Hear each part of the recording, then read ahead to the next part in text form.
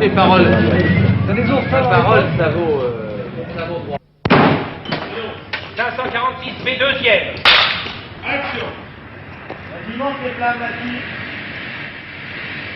Une voiture flambe après une fusillade digne de la Saint-Valentin à Chicago.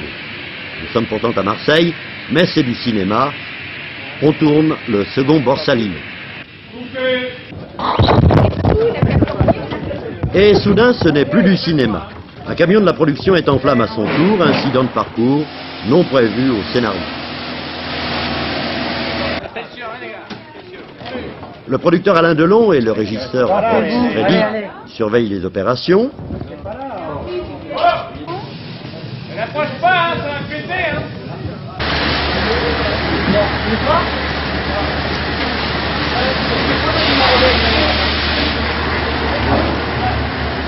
Quant au metteur en scène Jacques Deray, il prend le cours des choses avec le plus grand flegme.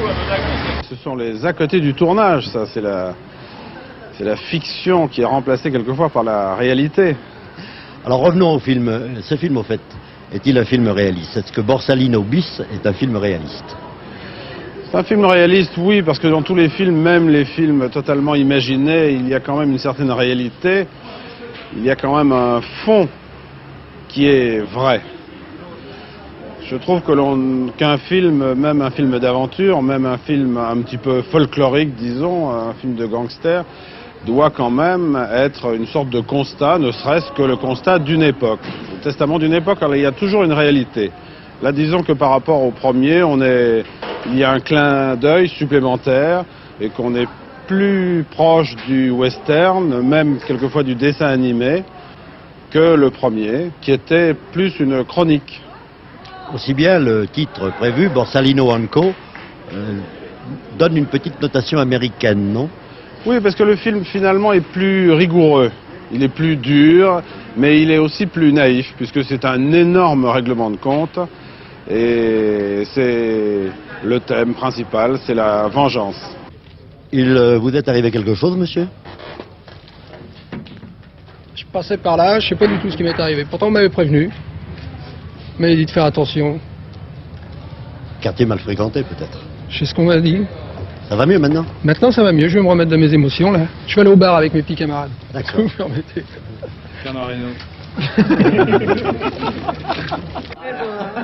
Bien entendu, cet épisode-là non plus n'était pas dans le scénario. Les truands de Borsalino ne s'en tirent pas aussi facilement dans des règlements de compte où la violence l'emporte tout de même sur l'humour. Je n'aime pas la violence totalement gratuite, j'aime la violence pour ce qu'elle représente de spectaculaire. Je pense qu'au départ, on doit quand même raconter une histoire, mais c'est une histoire pour le cinéma, c'est une histoire spectaculaire, et en plus, faisant le deuxième Borsalino, on ne doit pas trahir le public qui s'attend à un film d'aventure, à un film spectaculaire.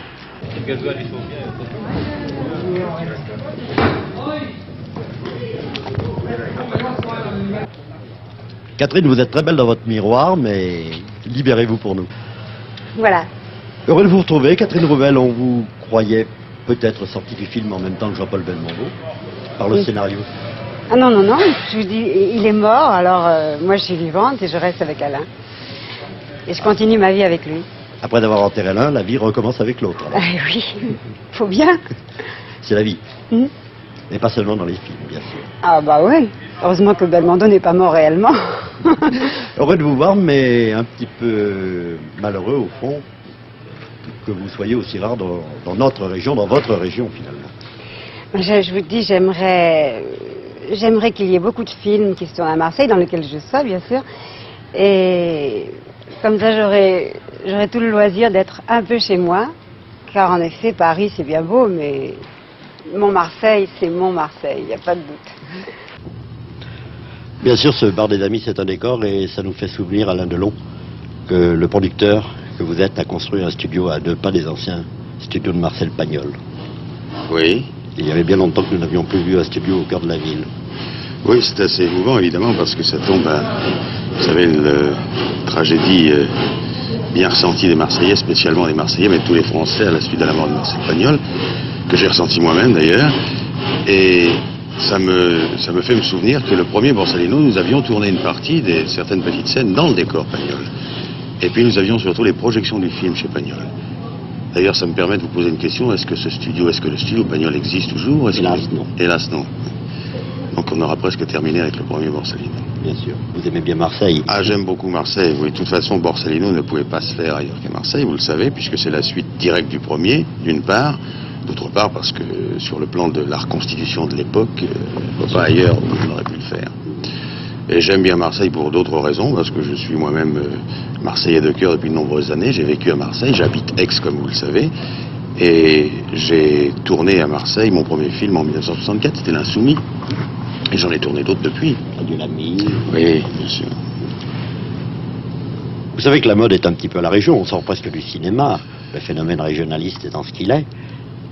Est-ce que, par cette affinité-là, vous sentez un certain esprit régional? Autrement dit, est-ce que, si l'impossible pouvait arriver que le cinéma ne soit pas parisien, comme l'on dit, est-ce qu'Alain Delon serait Vous savez, je crois que régional au vu métier? Le cinéma a été régional dans le sens qu'il a été marseillais. C'est pas la peine de revenir à parler de Pagnol et de la carrière de Pagnol, mais il a vraiment créé le cinéma régional.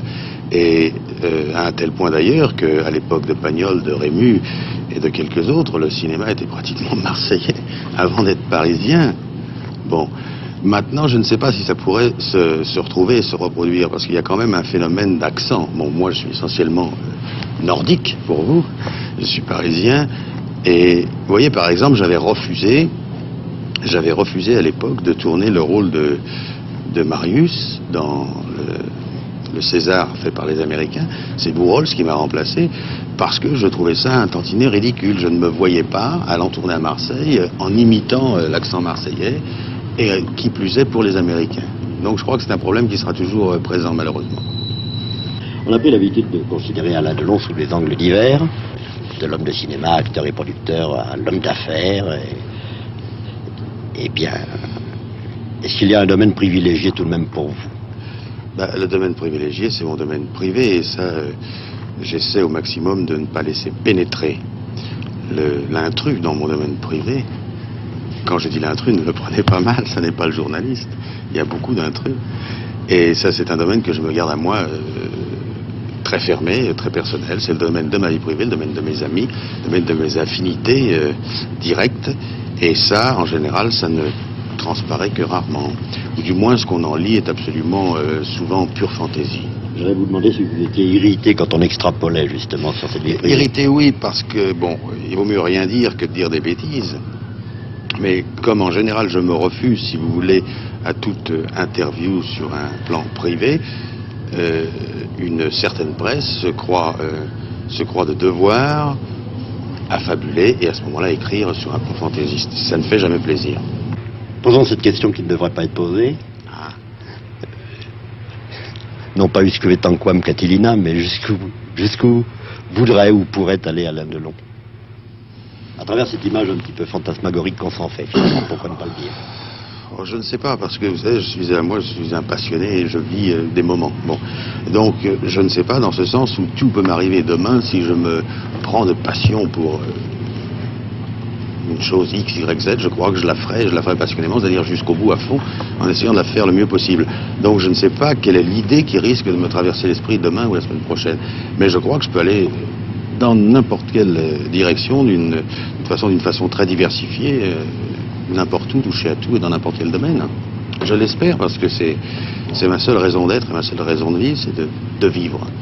Et c'est ma conception de la vie, c'est de faire des choses qu'on aime, des choses qu'on a envie, quand on a envie, au moment de les faire, au moment où on en a envie. Ce que je considère comme un très grand privilège, pouvoir les faire quand on désire les faire.